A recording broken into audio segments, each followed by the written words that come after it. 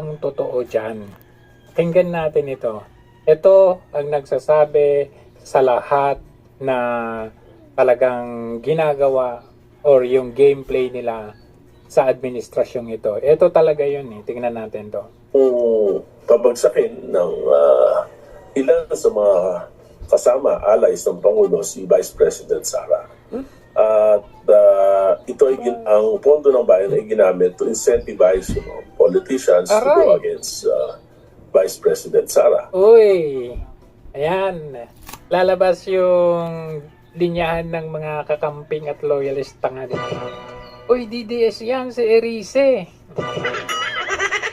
At siguro nagkamali siguro ng Hindi nga to DDS eh. Actually, sumama to dun sa 1 million peso march.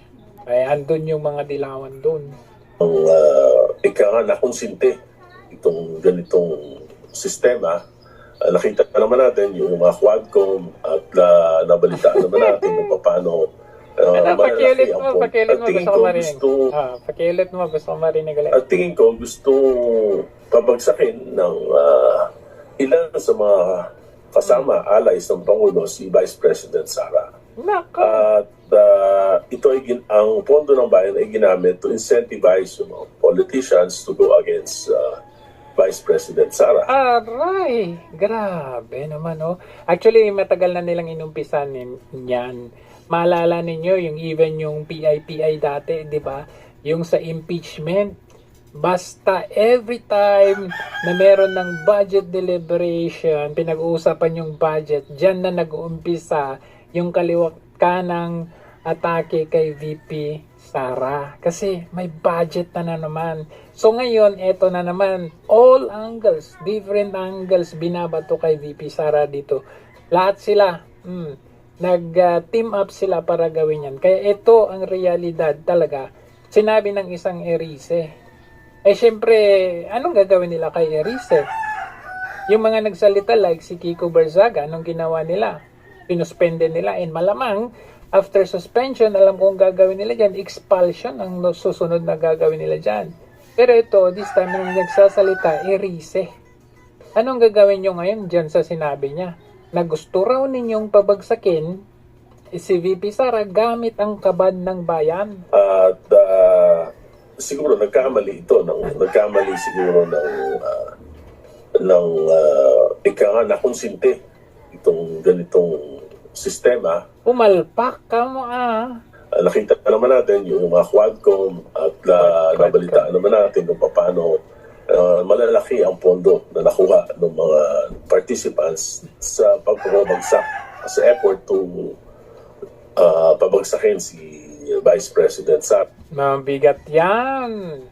Anong gagawin nyo kay Erice ngayon? Kayo daw ng mga Quadcom nung 18th Congress. Talagang malaki daw ang pondo pala dyan eh. Ano yan eh, hindi pa question mark yung pagsabi niya. Sige nga, anong gagawin nyo kay Erice ngayon? Ito yun, dito nagsimula. At pagkatapos, nag-enjoy na siguro lahat. So lahat ay meron ng mga insertions. Lahat ay may mga programa na questionable na naipasok sa budget. Lahat, kanya-kanyang galaw na kasi they are free to do whatever they do. Basta gawin lang yung gusto nila na pabagsakin. At bayad din. Sabi ko dalawang bagay lang. Itong nangyaring pinakamalaking corruption na ito ay either kasabwat si Pangulo o talaga namang napabayaan ng Pangulo. Ako hindi siya napabayaan. Ako is more on kasabwat talaga. Kasi lahat ng yan dumadaan sa kanya.